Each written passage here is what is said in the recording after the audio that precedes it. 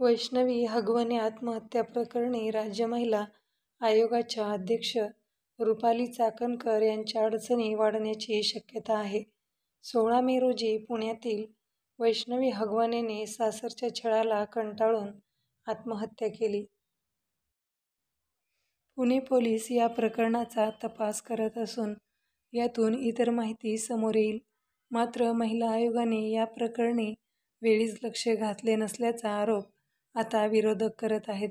तसेच 2 दिवसापूर्वी रुपाली चाकणकर यांनी घेतलेल्या पत्रकार परिषदेत चिल्लरचा आवाज खूप होतोय असे विधान केले होते. या विधानावर आता सर्वपक्षीय महिला नेत्या टीका करत आहेत.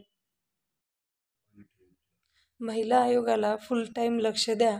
रुपाली चाकणकर यांच्या एकेकाळच्या सहकारी आणि राष्ट्रवादी काँग्रेस, शरद पवार पक्षांच्या महिला प्रदेशाध्यक्षा रोहिणी खडसे यांनी चाकणकर यांच्यावर जोरदार टीका केली.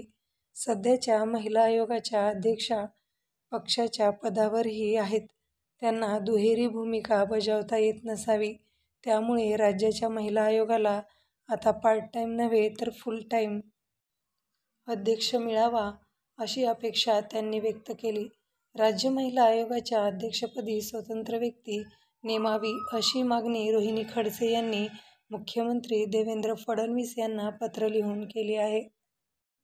मुंबई मनपाच्या माजी महापौर आणि शिवसेनेच्या ठाकरे नेत्या किशोरी पेडणेकर यांनीही चाकणकर यांच्यावर टीका केली. वृत्तवाहिनीशी बोलताना त्या म्हणाल्या, रुपाली चाकणकर यांचा माज दिवसेंदिवस वाढत चालला आहे. त्यांच्या बोलण्यात चिल्लर वगैरे शब्द यायला लागले आहेत. संवेदनशील घटना घडल्यानंतर आपण अधिक संवेदनशील होऊन त्याचा विचार केला पाहिजे. पण त्या चॅनलवरील चर्चेत रुसून निघून जातात. हे काय तुमचे घर आहे का? अशा महिलेचा राजीनामा मागू नये तर थेट राजीनामा घ्यावा. या पदावर एखादी सुसंस्कृत संवेदनशील महिला बसवावी अशी मागणी किशोरी पेडणेकर यांनी केली. रुपाली चाकणकर यांनी 2 वर्षापूर्वी घेतलेल्या पत्रकार परिषदेत चिल्लरचा जास्त आवाज यायला लागला असे विधान केले होते. या विधानामुळे महिला नेत्यांनी नाराजी व्यक्त केली असून चाकणकर यांचा राजीनामा मागितला जात आहे.